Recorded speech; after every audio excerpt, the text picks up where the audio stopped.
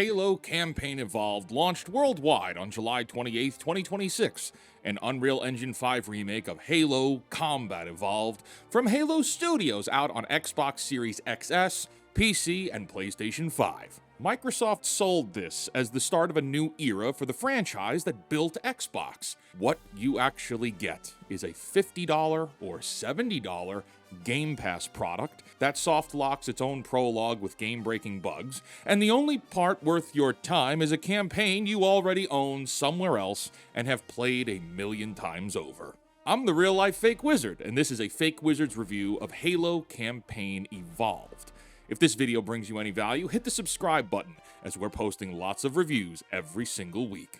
You are Master Chief. The ring is still the ring, the Covenant still wants you dead, the Flood still wants you worse, and the gunfight loop is still long hallways, vehicle stretches, and that old Bungie sandbox rhythm rebuilt in a new engine. Campaign Evolved is a first-person shooter remake of the 2001 campaign, but now you get sprint, aim-down sights are on by default, later series weapons show up earlier than expected, you can jack Covenant rides, and you can drag 3 friends through online co-op or split screen. But competitive multiplayer is gone, firefight is gone, Forge is gone, and theater is gone too. Very key features to the Halo experience. On top of the 10 remade missions sits Operation Meteorite, 3 prequel levels set a year before Combat Evolved takes place, which sees Master Chief and Sergeant Johnson sneaking onto a Covenant research ship. These missions are the marketing hook for anybody who already owns the Master Chief Collection or played the original on the Xbox. I played this new game on Steam. I started with Meteorite because if you're buying this for new story, you go to the new story first. If you listen to just the Access Media critics, they all claim this is a pretty remake, but for gamers, this is a product. This is just content. If we look at the reviews on Steam, the reviews are mixed. On PlayStation, the game has 4 stars, with 19% of the ratings being 1-star reviews. Why?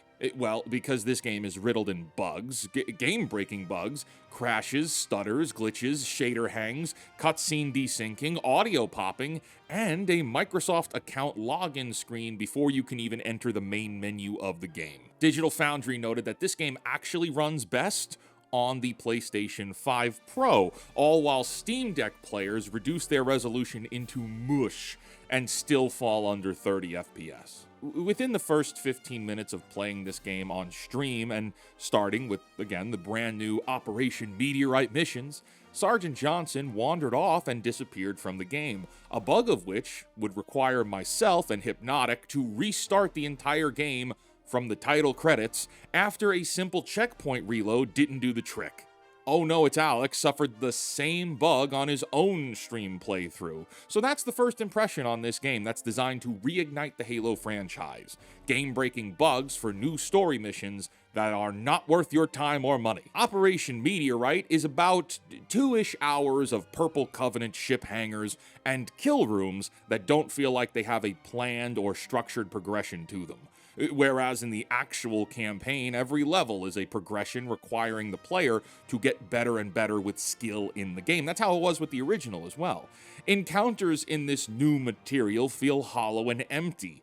UNSC weapons sit readily available for you to pick up and use despite physically being miles deep in an enemy ship. It doesn't belong there. In the original Combat Evolved, gun placement is part of the story and encounter logic at the same time. Here, it's just like finding toys, rendering it meaningless.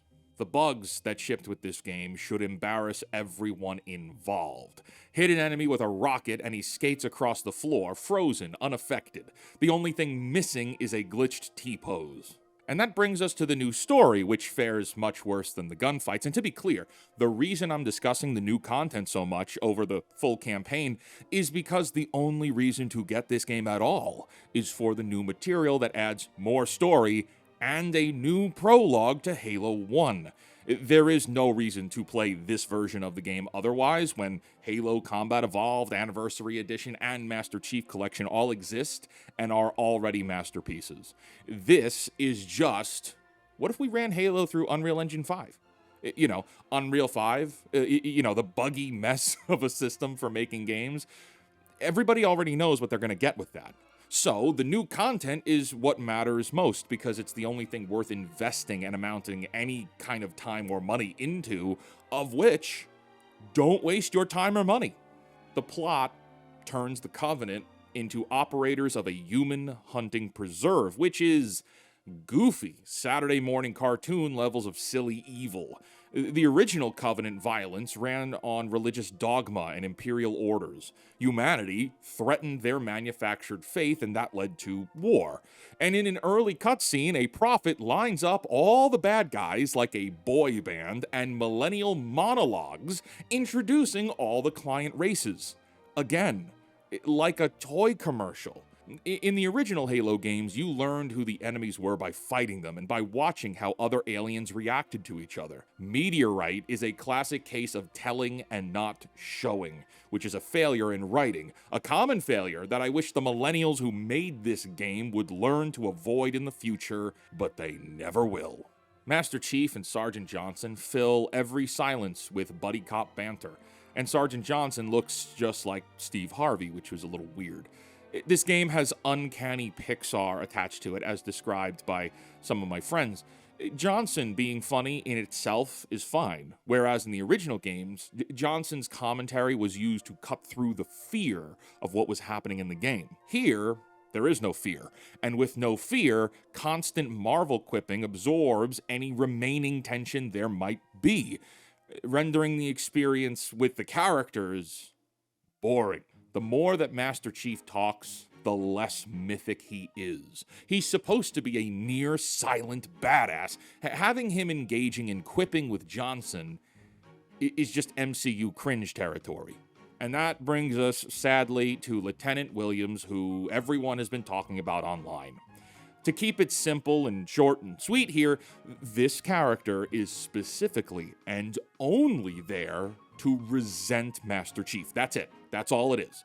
Which means, from the bird's eye view here, Halo Studios thought it was a good idea to add on a new prologue to Halo 1, and it centers around a character that absolutely hates Master Chief, who is the character you spent maybe $70 to play as, and is, oh, what's that, a 25-year-old legacy character this year? Yeah, Halo 1, 25 years old this November. Good job, Halo Studios. The Combat Evolved campaign inside this remake attempts to carry the game just on its own, but that's a lot of dead weight they're pushing up a hill. The bugs and broken gameplay are unforgivable. The Operation Meteorite missions are entirely skippable and not worth any kind of investment. Those missions are like a 2 out of 10, and the 2 is carried by nostalgia for Chief and Johnson alone. Halo Campaign Evolved retails for $50 or $70 USD if you paid premium for early access. While the remade gun feel can still satisfy for stretches, and in a sense, there is a nostalgia piece to reliving the original Halo story, the bug-ridden gameplay, skippable Meteorite missions, and thin feature list next to something like the Master Chief Collection renders this game a 5 out of 10. And again, that's only because at its core, it's Halo 1 carrying that 5. Do not buy this game at retail. Do not go out of your way to play this game. I would not subscribe even to Game Pass for this. I will say, though, this game made me want to go replay Halo and, like, the original games again. And I installed ODST and I played the first few missions, and that resulted in me texting my friend Jonas and saying, they don't make games like this anymore.